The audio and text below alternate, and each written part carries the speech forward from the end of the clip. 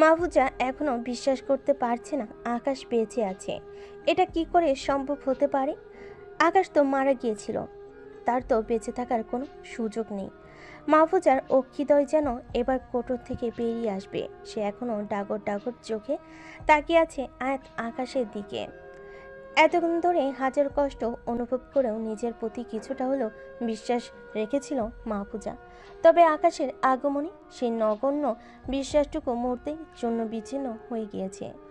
নিজের করা সূক্ষ্ম প্ল্যানে যে আকাশ এভাবে চিত ধরিয়ে দিবে কখনো কল্পনাও করতে পারেনি মাহফুজা।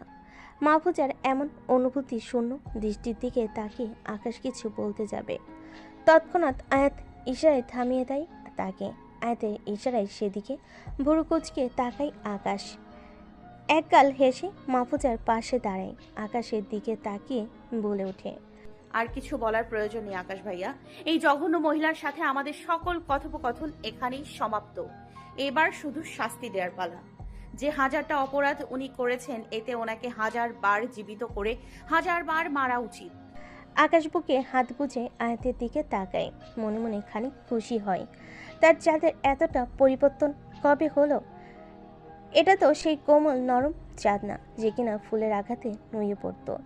এই চাঁদ তো প্রতিশোধের আগুনে উত্তপ্ত জ্বলন্ত লাভা, অন্যের বিরুদ্ধে শাস্তি প্রদানকারী এক নারী সত্তা। আয়াত আবার বলে ওঠে, ওনাকে তো আমি 1000 বার মারতে পারবো না, তবে 1000 গুণ বেশি নরক যন্ত্রণা দিতে পারবো। তিলে তিলে ধ্বংস করব তাকে। আমি প্রত্যেকটা অন্যায়ের শাস্তি দিব। এতগুলো জীবনকে নরক করার শাস্তি। ধুকে ধুকে মরবেন উনি। আমার ভালোবাসাকে কেড়ে নিয়েছিলেন উনি, এর শাস্তি তো ওনাকে পেতেই হবে। সত্যি কোমল এক কাউকে হেয় করা উচিত না।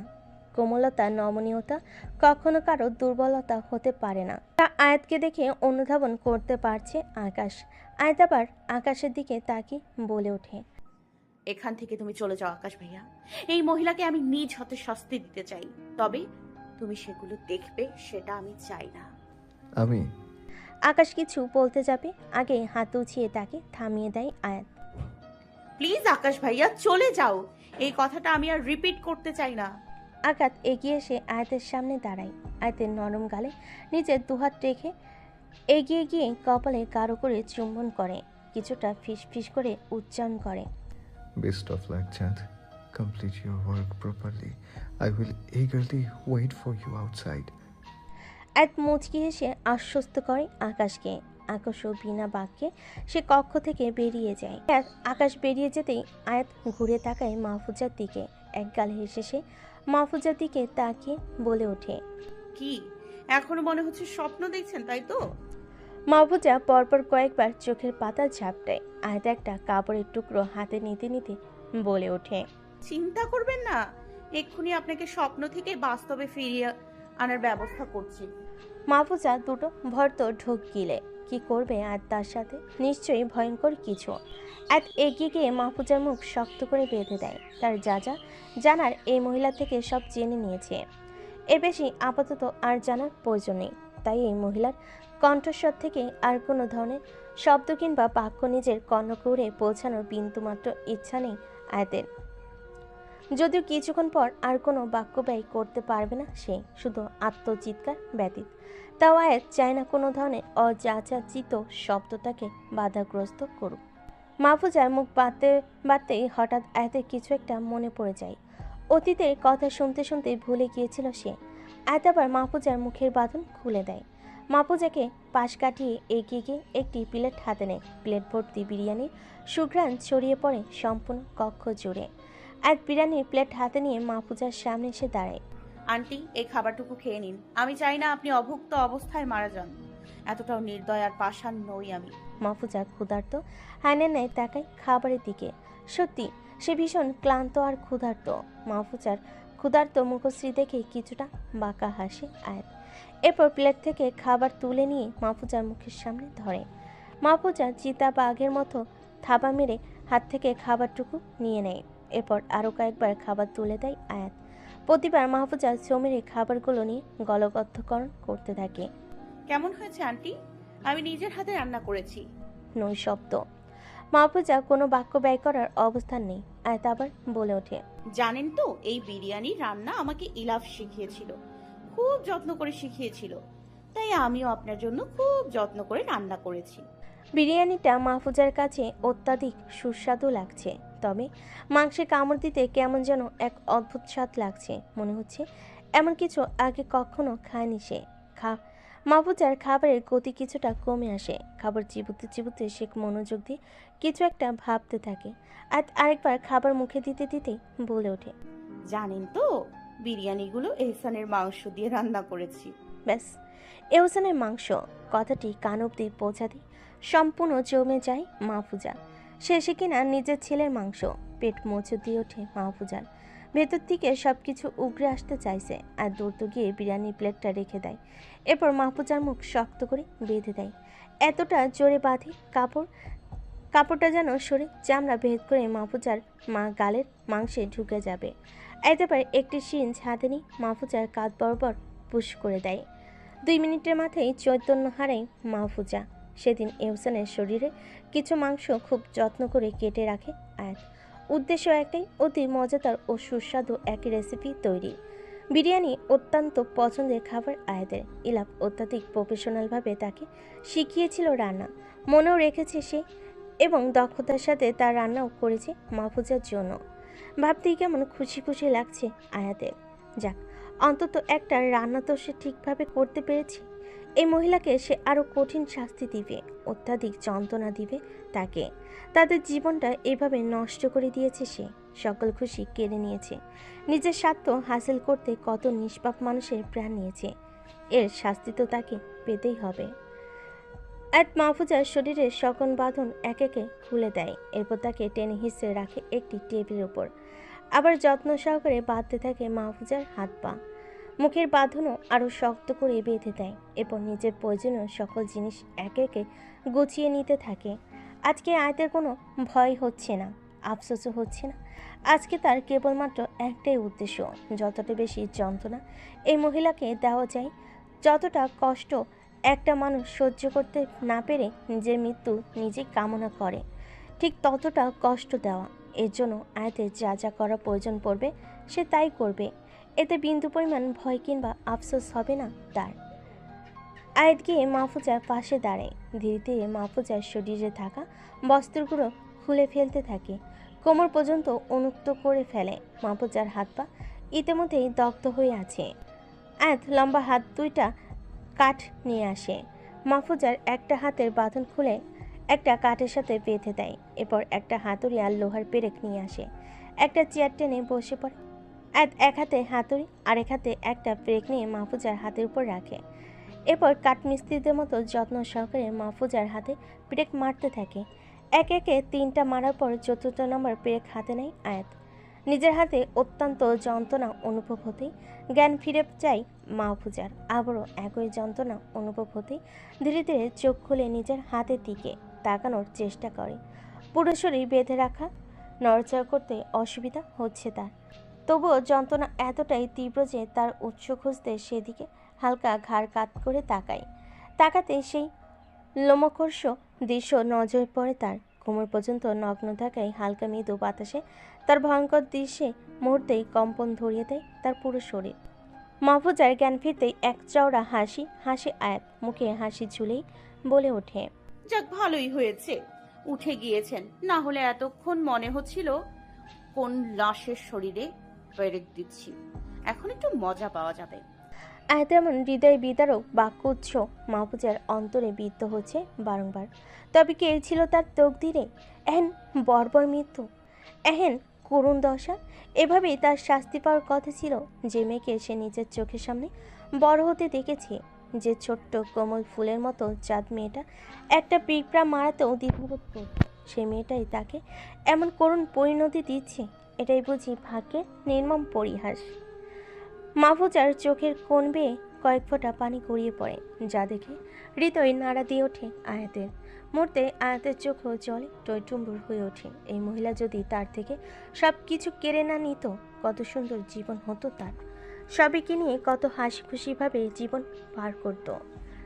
আয়াতেরও কিছুটা কষ্ট হচ্ছে মাহফুজার জন্য। এত জঘন্য কাজগুলো যদি মাহফুজা না করতো, তাহলে তাকে আজকে এই অবস্থায় থাকতে হতো না। কিন্তু নিজের অন্তরে কোথাও এই দোলাচলকে জায়গা দিল না আয়াত, কিছুতেই না। এটা প্রাপ্য শাস্তি। তার করা পাপের কোনো ক্ষমা হয় না। আয়াত কিছুতেই তাকে ক্ষমা করবে না। আয়াত মাহফুজাকে বুঝতে না দিয়ে তার চোখের কোণে জমা জলটুকু আড়ালে মুছে ফেলে, আবার নিজের কাজে লেগে পড়ে। মাহফুজার হাতে একের পর এক ব্রেক মারতে থাকে। ব্যথায় যন্ত্রণায় মাহফুজার আত্মা বেরিয়ে আসার উপক্রম। তাতে কিছুতেই চিৎকার করতে পারছে না সে। তার মুখ বাঁধা শক্ত কাপড়ে কেবল অদ্ভুত যন্ত্রণাদায়ক এক গঙ্গানির শব্দ ভেসে আসছে। এতে আয়াতের ভ্রুক্ষেপ করার প্রয়োজন নেই। সে নির্বিঘ্নে তার কাজ করে যাচ্ছে। গুনে গুনে 20টা পেরেক মারে আয়াত। সম্পূর্ণ হাতটা কাঠের সাথে খুব শক্ত করে আটকে গিয়েছে। রক্ত চুইয়ে চুইয়ে পড়ছে হাত থেকে। আয়াতের আবার এগিয়ে আরেকটা কাঠ হাতে নেয়। অপর হাতের সাথে কাঠ লাগিয়ে আবারও একইভাবে ব্রেক মারতে থাকে। ভীষণ যন্ত্রণা হচ্ছে মাহফুজার। নিজের করা সকল পাপ এক একে ভেসে উঠছে তার চোখের সামনে। হাতে পেরেক মেরে সোজা হয়ে উঠে দাঁড়ায় আয়াত। মাহফুজার দু হাতে লম্বা কাঠ দুটো তার বাহু থেকে শুরু করে হাতের উল্টো পিঠে তালুতে গিয়ে ঠেকেছে। আয়াত এমনভাবে কাঠগুলো লাগিয়েছে মাহফুজাকে দেখতে এখন মাঠে থাকা কাকতাড়ুয়াদের মতো দেখাচ্ছে। আয়াত মাহফুজার মুখের বাঁধন খুলে দেয়, তবে মুখের ভেতরে আরও জোরালোভাবে কাপড়ের অংশ ঢুকিয়ে দেয়, যাতে মাহফুজা সেটা ফেলে দিতে না পারে এবং চিৎকার করতে না পারে। মুখের বাঁধন খুলে আয়াত এবার একটা ছুরি হাতে নেয়। ছুটি রাখে মাহফুজার গালের উপর আলতো হাতে আঁকিবুকি শুরু করে দেয় গালে। চামড়া ভেদ করে ছুরিতে মাংসে লাগছে খানিক, তবে আয়াত খুব চেষ্টা করছে যাতে শুধুমাত্র চামড়াটা আলাদা করতে পারে আর মাংস না লাগে। খানিক সফল হচ্ছে সে। একেবারে পাতলা চামড়ার আবরণটি সে সূক্ষ্মভাবে খোলার চেষ্টা করছে। কাজ করতে করতে আয়াত মাহফুজার উদ্দেশ্যে বলে,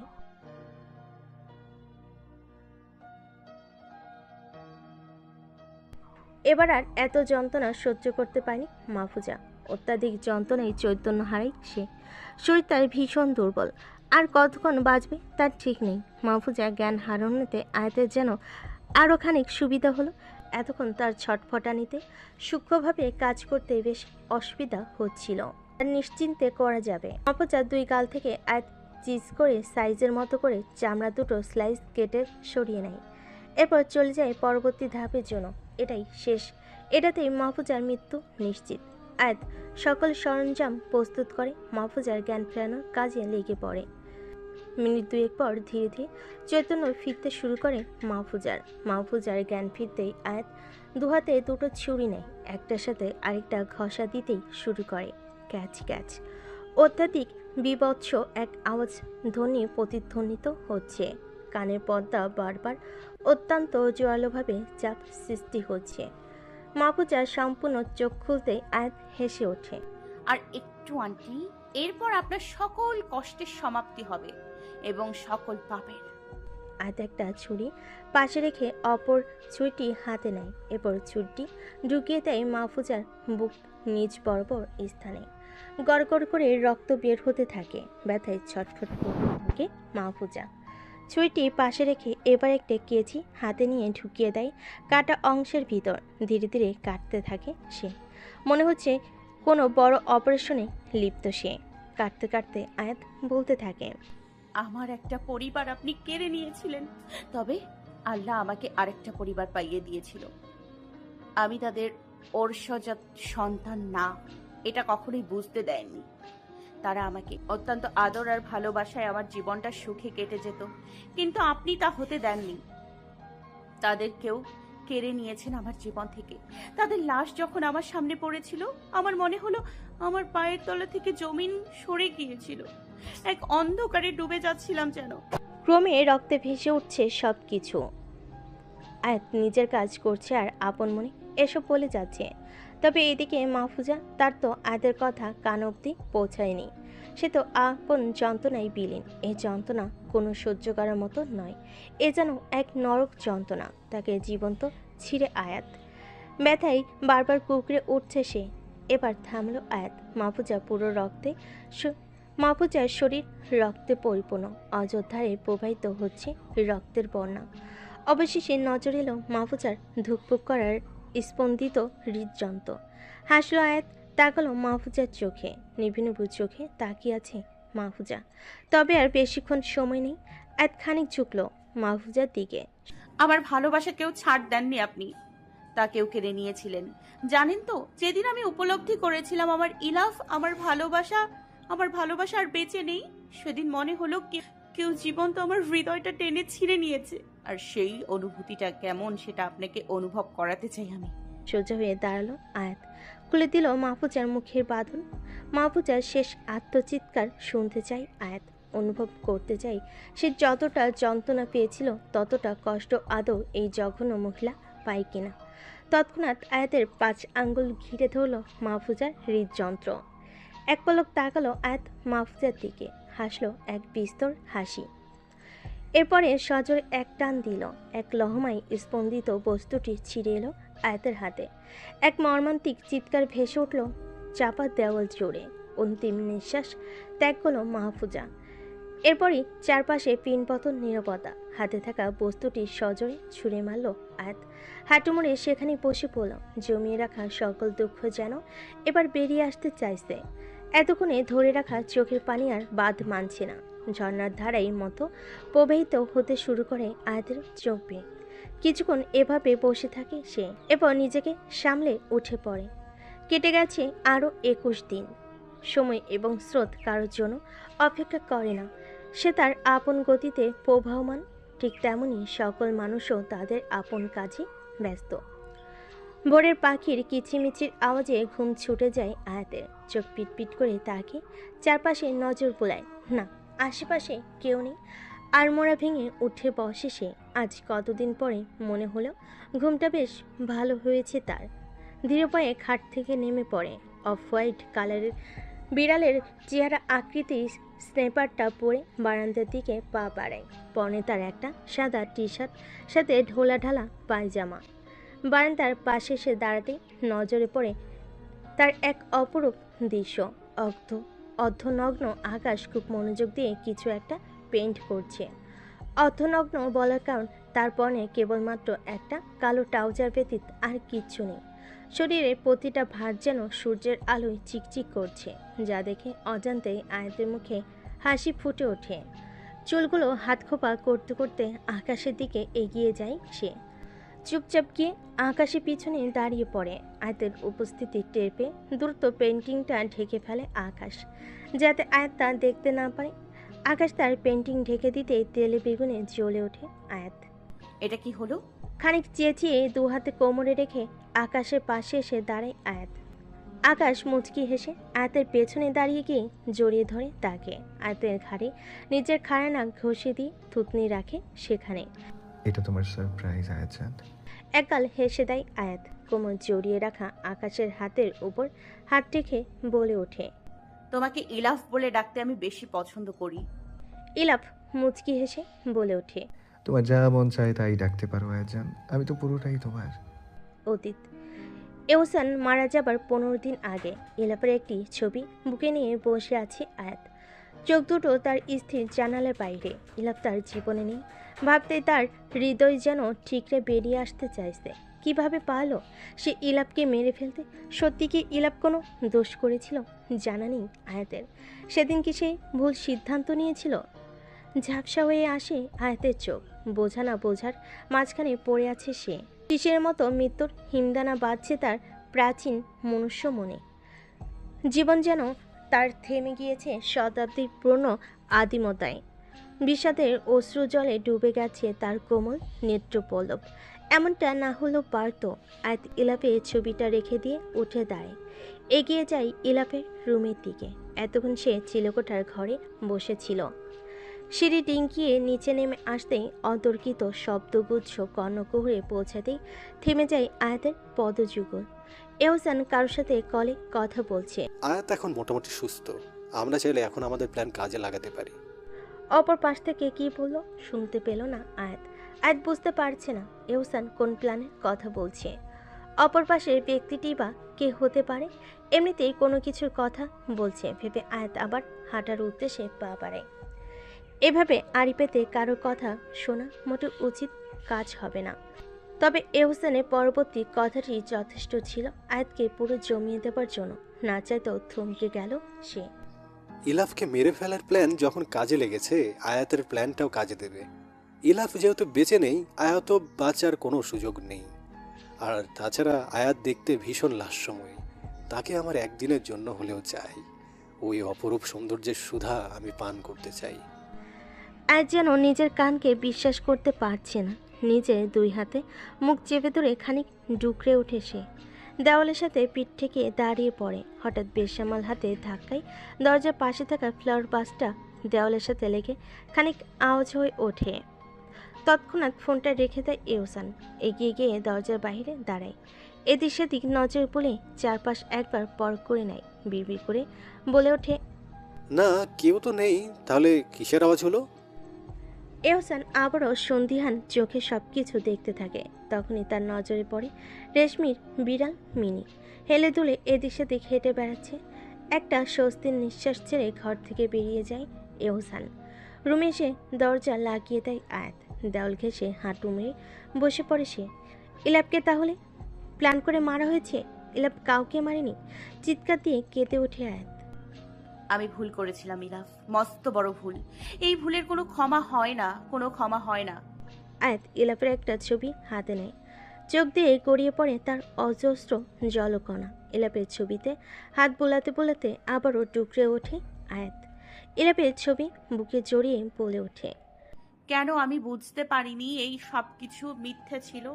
কেন আমি প্রহেলিকার বেড়াজালে আটকে গিয়েছিলাম? এবার আমি কি করব ইলাফ?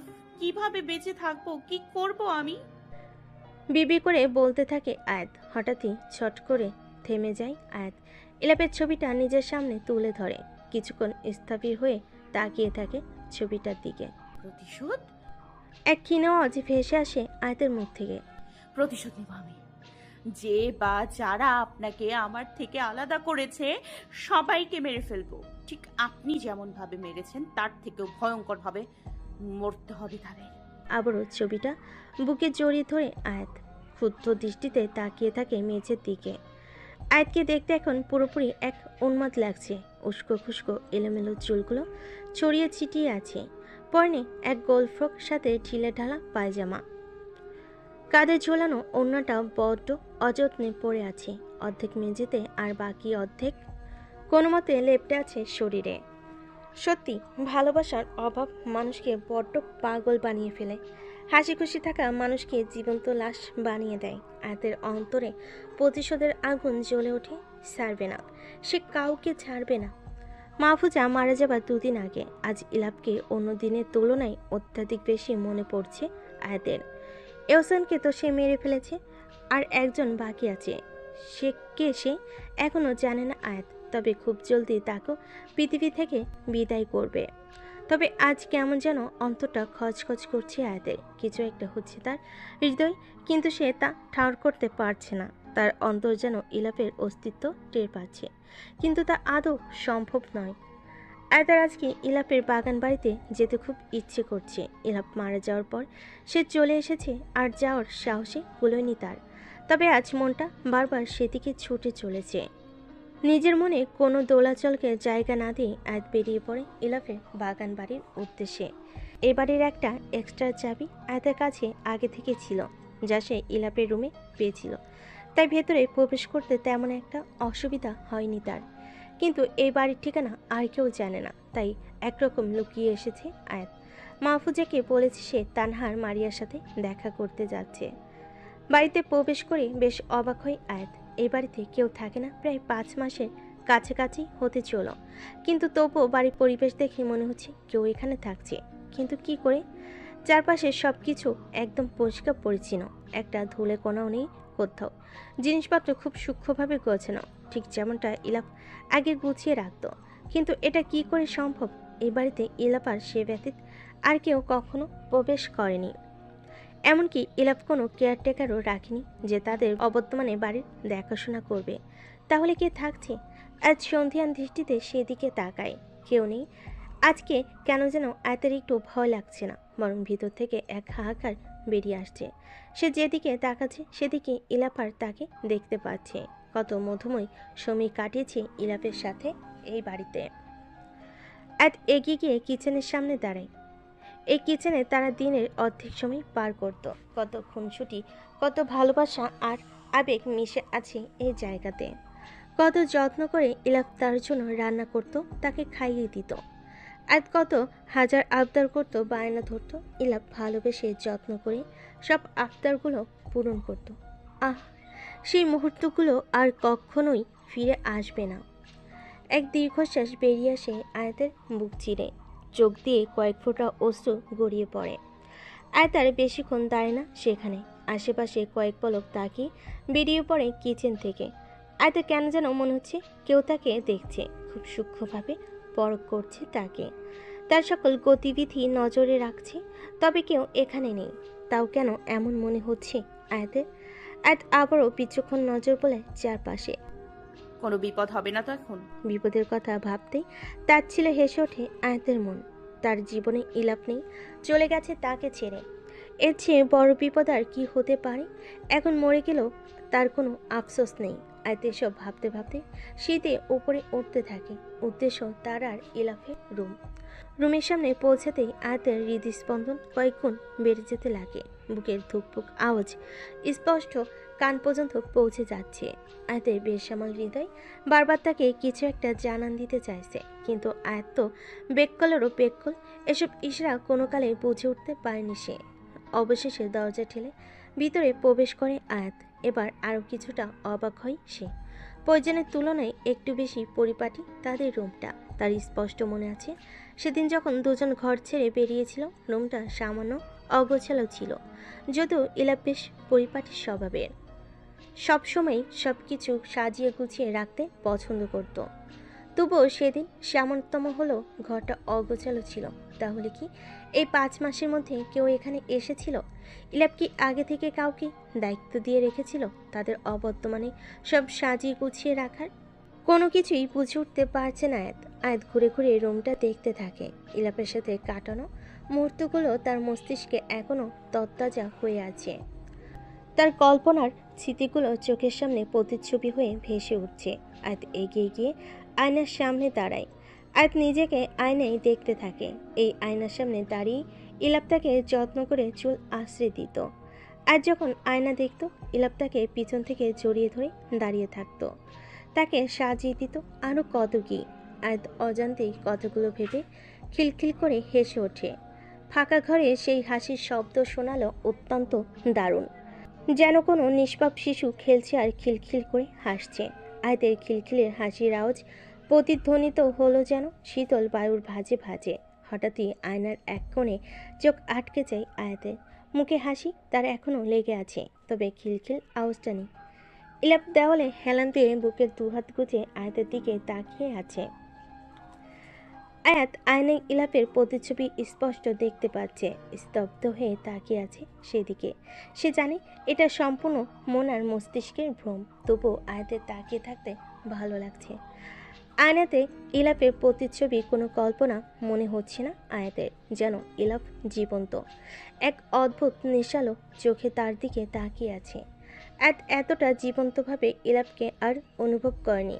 আয়াতের খুব ইচ্ছে হচ্ছে পিছনে ফিরে একটিবার দেখার জন্য, যেন ইলাপ সত্যি এখানে দাঁড়িয়ে আছে।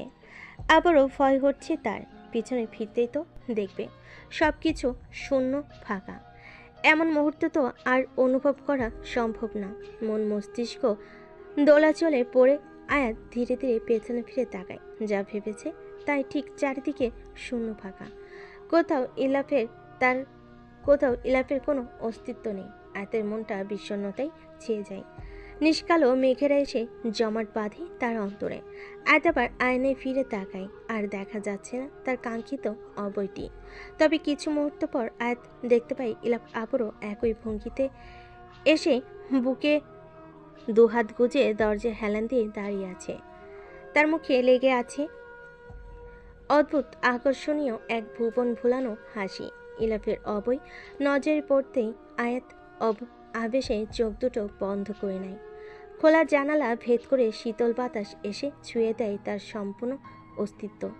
এক অদ্ভুত শান্তি অনুভব করছে আয়াত, যা আগে অনুভব করেনি। এই বাড়িতে পা দেওয়ার পর থেকে কেমন যেন এক শীতল হাওয়া বারবার প্রবাহিত হচ্ছে তার অন্তরে। কেন এমন হচ্ছে বুঝে পায় না আয়াত। আয়াত আবারও চোখ খুলে তাকায়, চোখ রাখে আয়নায় ইলাপের প্রতিচ্ছবিতে। তবে এবার আর হাসি লেগে নেই আয়াতের মুখে, চোখাচোখি হয়ে যায় দুজনের।